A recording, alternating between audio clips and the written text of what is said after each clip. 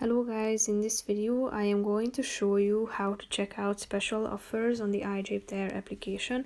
But first I just want to mention, don't forget to subscribe to my channel, because at 10,000 subscribers I am going to show you my whole YouTube revenue statistics and growth strategy, how to make money online. So let's jump into it. First of all, open the application on your phone, tap on the menu button down below and click on special offers, which is the second option in the right side of the screen.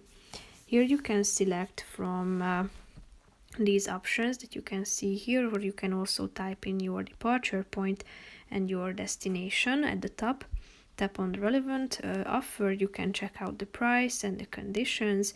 If you would like to book it, then click on the book flight button.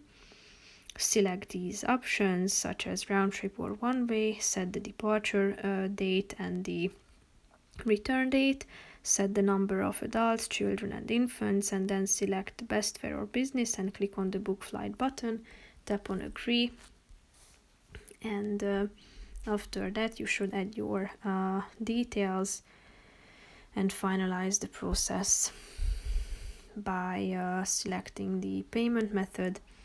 And basically that's it for this video, guys. See you in the next one. Bye bye.